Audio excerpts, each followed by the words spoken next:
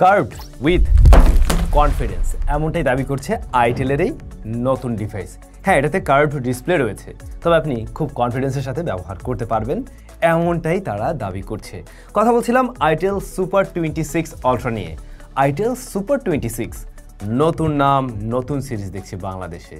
না, আজকের ভিডিওতে এটার ইনডেপথ রিভিউ থাকবে না, ওভারভিউ থাকবে। তবে কোন বিষয়গুলো নিয়ে বিস্তারিত জানতে চান অবশ্যই কমেন্ট করে জানাবেন।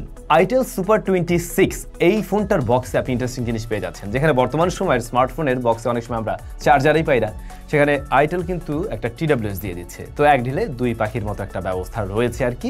এই ডিভাইস কিনলে আপনারা একটা TWS পেয়ে যাবেন। তাছাড়াও যারা প্রিবুক করবেন তাদের জন্য স্পেশাল অফার আছে, সেটা নিয়ে আমরা একটু পরে কথা বলছি। আচ্ছা, বক্স কন্টেন্ট হিসেবে এই সমস্ত জিনিসই আপনারা এই স্মার্টফোনের বক্সে পেয়ে যাচ্ছেন আর কি। তো ফোনটা কিন্তু খুবই স্লিম, অনলি 6.8 মিলিমিটারের একটা ডিভাইস, যে কারণে হাতে নিয়ে বেশ ভালো ফিল পাওয়া যায়।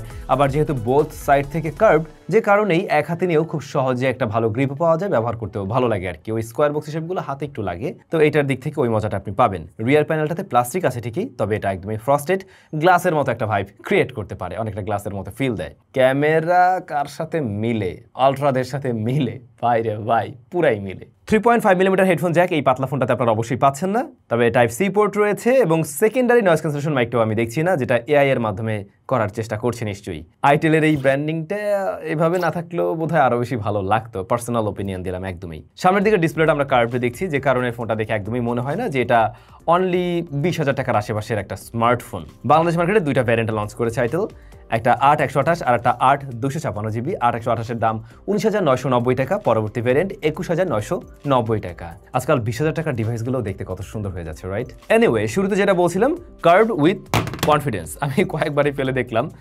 ডিসপ্লেটা মোটামুটি দেখা যায় একটা টেবিল হাইট, মানে যেমনটা হয় ওরকম উচ্চতা থেকে পড়লে ভেঙে যাওয়ার পসিবিলিটি কম, কারণ ওরা এখানে ব্যবহার করেছে Corning gorilla glass 7i।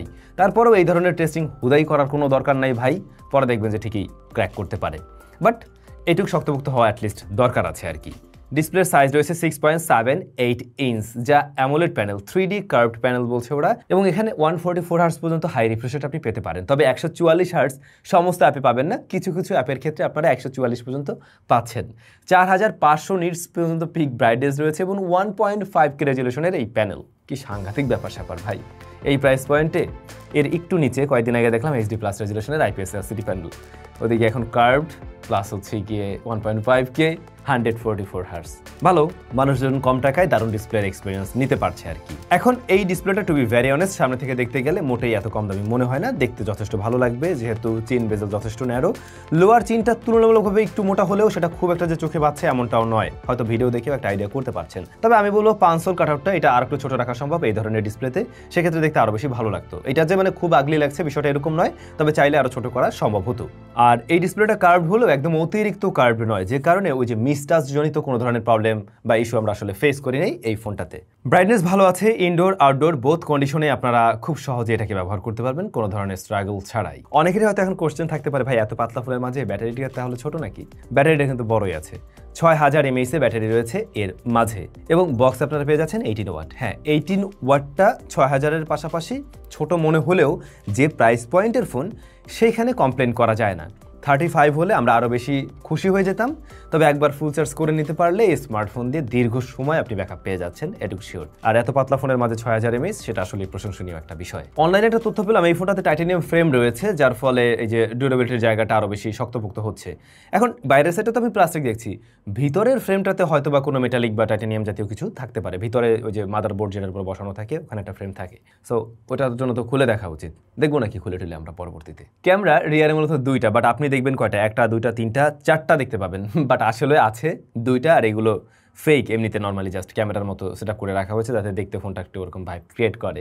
Anyway, এর কয়েকটা ছবি আমি শেয়ার করে দিচ্ছি, আপনাদের কাছে কেমন লাগলো day light low light comment করে জানাবেন নিশ্চয়ই। তবে পোর্ট্রেটের ক্ষেত্রে দেখলাম দুইটা ফোকাল লেন্থে ছবি তোলার সুযোগ রয়েছে, আর ফ্রন্ট ফেসিং ক্যামেরা 32 মেগাপিক্সেল, যেটাও এই প্রাইস পয়েন্টে একটু রেয়ার বা একটু ইউনিক বলতে পারেন আর কি। আইটেল এই ফোনটাতে 6 বছরের ফ্লুয়েন্সি গ্যারান্টি দিচ্ছে, তার মানে এটা 6 বছর পর্যন্ত বেশ স্মুথ রেজাল্ট দিবে। তাহলে ভিতরে কি আছে? আমরা শুরুতেই বলছিলাম দুইটা ভ্যারিয়েন্টে পাওয়া যাবে, 8/128, 8/256। তো এই জায়গাটা যথেষ্ট ভালো করছে যে আমরা দুটো ভ্যারিয়েন্টে র্যাম পেয়ে যাচ্ছি 8GB করে, র্যামের ঘাটতি হচ্ছে না, ঠিকঠাক আছে এই প্রাইস পয়েন্ট অনুযায়ী। বাট প্রসেসর হিসাবে রয়েছে T7300 ইউনি এসওসির প্রসেসর আর কি, আর এটা 6nm এর একটি এসওসি মূলত, এবং রান করছে অ্যান্ড্রয়েড 15-এ। এখন এই জায়গায় এসেই আমাদের একটা কমপ্লেইন থাকতে পারে যে আমরা এখানে যদি মিডিয়াটেকের কোনো এসওসি পেতাম সেক্ষেত্রে কিন্তু আরও বেশ দারুণ হতো বা ওইটার প্রতি আমাদের ভরসাটা একটু বেশি থাকে। এবং টু বি ভেরি অনেস্ট, ইউনি এসওসির প্রসেসরগুলো ফার্স্ট টাইম যথেষ্ট ভালো রেজাল্ট দিলেও সময়ের সাথে সেই রেজাল্টটা ধরে রাখতে পারে না, এটা আমরা অনেক ফোনেই খেয়াল করেছি। তো এখানে যদি ধরুন মিডিয়াটেক হেলিও Z99 বা Z100 থাকতো সেক্ষেত্রে কিন্তু আমরা মানে এটার উপরে ইজিলি চোখ বন্ধ করে ভরসা করতে পারতাম, কারণ ওই প্রসেসরগুলো আমরা দীর্ঘদিন দেখেছি, আমরা জানি, ব্যবহার করছি অনেকেই। তো এই জায়গাটায় এসে T7300 যেটা আমাদের কাছে একটা কমতির কারণ হবে, এটা খুব স্বাভাবিক অর্থেই। আবার একটা জিনিস দেখুন, বাংলাদেশে কিন্তু এখন 5G মানে চালু হচ্ছে আর কি, ওরকম একটা ব্যাপার স্যাপার। আমার মনে হয় বাজেট ফোনগুলোতেও আস্তে ধীরে 5G চিপ ব্যবহার করলে ডাইমেনসিটির প্রসেসরগুলো, তাহলে সেটা খুব একটা খারাপ হবে না। আই হোপ নেক্সট ইয়ারে গিয়ে আমরা সেই রকম বিষয় দেখব।